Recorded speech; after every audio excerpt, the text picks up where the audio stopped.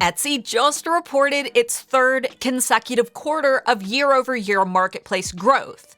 And as sellers begin preparing for the holiday shopping season, their latest earnings report gives us several genuinely encouraging signs. Guys, it's about time. So today, I'm breaking down the most important points covered during the long Q2 earnings conference so you don't have to watch the whole thing, and what all of this could mean for sellers as we head into the most important shopping season of the year.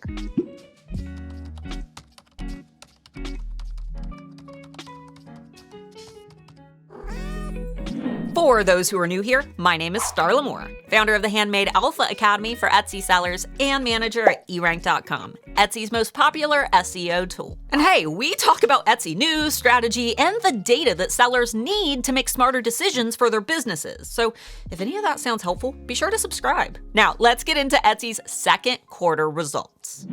The biggest and most exciting news is that Etsy Marketplace GMS grew by 7.5% year over year, reaching $2.6 billion during the second quarter. Now, GMS stands for Gross Merchandise Sales, which is essentially the total value of the products sold through the marketplace, as in the money that we make as sellers. So we're seeing this number go up. And this was Etsy's third consecutive quarter of year-over-year marketplace growth. For some additional perspective, Etsy went from experiencing high single-digit declines during early 2025 to expecting mid-single-digit growth for the full year of 2026. That represents an improvement of more than 10 percentage points in Etsy's growth trajectory. Yet another reason why I'm really liking their new CEO, Kruti Patel. Etsy also increased its full-year expectations and now anticipates GMS growth in the mid-single-digit range. Basically, they thought that they'd grow a little bit, but after seeing last quarter's performance, they've raised their expectations. For the third quarter specifically, Etsy expects marketplace GMS to grow between 4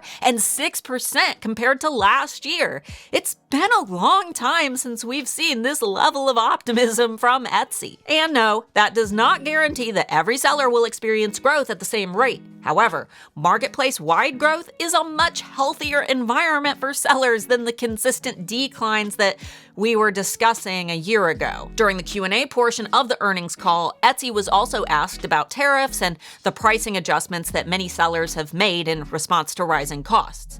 They said that those price adjustments appear to have been accepted by the buying community and haven't really had an impact, which puts to bed a big myth that I've been seeing that Etsy died after everyone had to increase their prices. In fact, it's quite the opposite. Shoppers seem even more willing to spend their money with small businesses right now. The buyer numbers were another positive part of the report. Etsy had approximately 87 million active buyers during the trailing 12-month period, adding around 350,000 active buyers compared to this previous quarter. That's a lot of tamales. Etsy also reported slight sequential growth among both repeat buyers and habitual buyers for the first time since 2023. This is especially important heading into the holidays because Etsy needs a healthy combination of brand new customers, reactivated customers who used to buy a lot but who may have stopped shopping, and existing customers who return frequently. Etsy's also exploring several ways to strengthen buyer loyalty. These include rewards, not sure what this means, additional Etsy insider testing, more personalized communication, and even higher touch customer support for some of Etsy's most valuable buyers. Hopefully us sellers see that too. The company appears to be thinking beyond the individual transaction and looking for ways to make shoppers feel like there's value in remaining an Etsy customer over time. And those tend to be the shoppers who spend the most, so I'm excited to see what the holiday season looks like.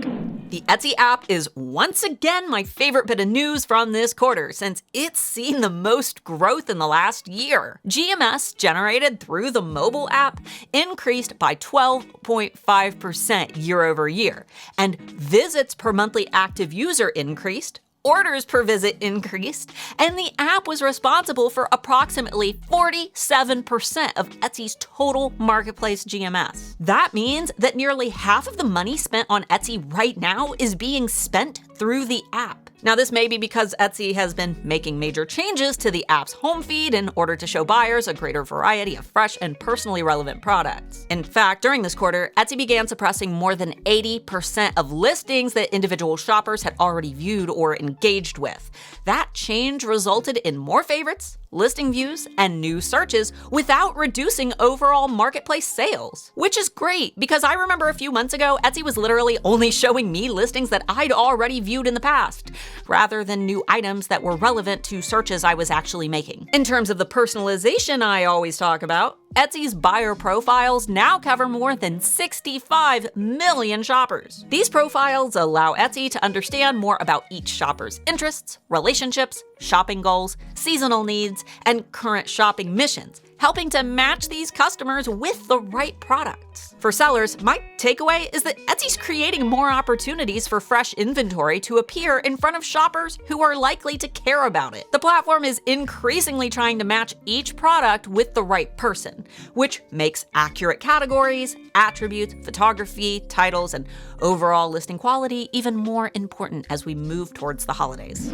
Etsy was asked during the earnings call why the company appears to be having more success with younger buyers. They credited stronger execution across several priorities, including paid marketing, social media, relevant content, cultural partnerships, as they put it, and the experience shoppers receive after arriving on Etsy. The company recognized that Etsy's products already resonate with many young shoppers, but Etsy was not consistently reaching those shoppers on the platforms where they spend their time. As a result, Etsy's been shifting their marketing dollars away from traditional television and towards social video, streaming platforms, creators, and cultural partnerships. And obviously because of this, YouTube and TikTok have become major priorities. During the first half of 2026, visits from millennial and Gen Z shoppers through these two channels grew approximately 5 times compared to the previous year. Etsy has also used partnerships connected to larger cultural moments, as they put it, including its recent Olivia Rodrigo collaboration to introduce the marketplace to younger audiences.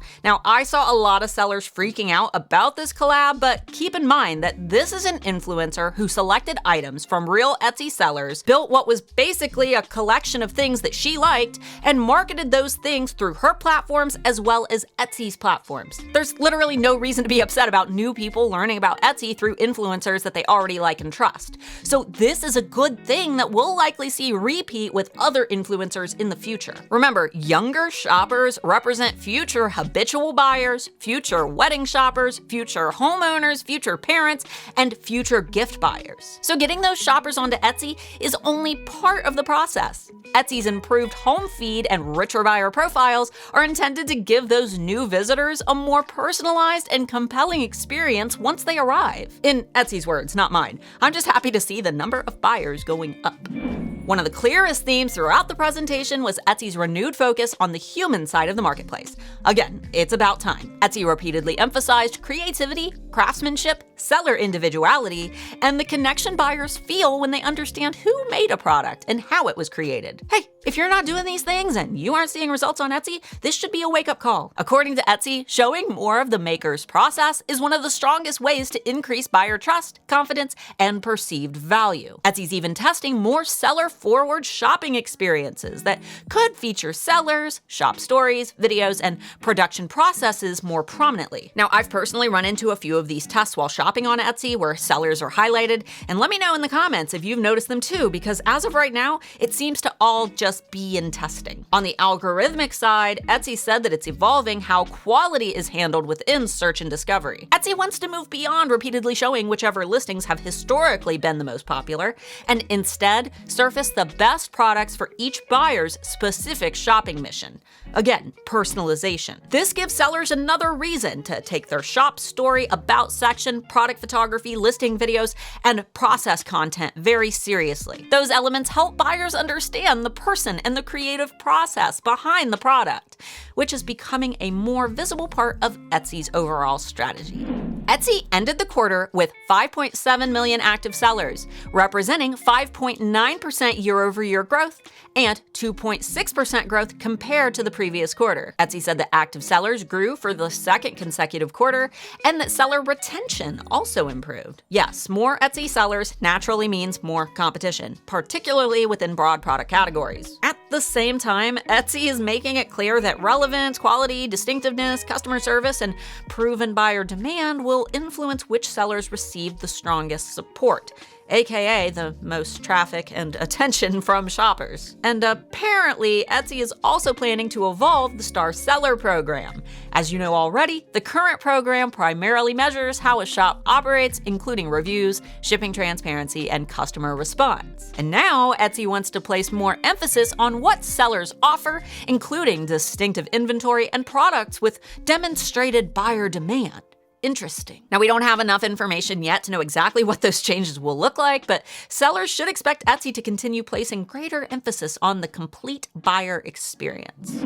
Now, on a somber note, Etsy also announced that it will eliminate approximately 220 positions, representing around 12% of its workforce. After the restructuring, Etsy expects to have approximately 1,600 employees. Most of these changes will be concentrated within Etsy's product and engineering teams, and the company says it wants fewer organizational silos, fewer handoffs, and flatter teams that can move more quickly, which, okay. Etsy described the restructuring as a strategic organizational change rather than simply a cost-cutting exercise, although the company also acknowledged that it will reduce near-term operating costs, because obviously when you fire people, you don't have to pay them, duh. Etsy plans to strengthen expertise in areas such as machine learning, customer operations, new product capabilities, marketing, trust, and internal growth. And obviously the human impact of eliminating 220 jobs is significant. From the perspective of Etsy's marketplace strategy, the company believes that a smaller and more focused structure will help it execute these initiatives faster, but we'll have to wait and see how all of that plays out in practice.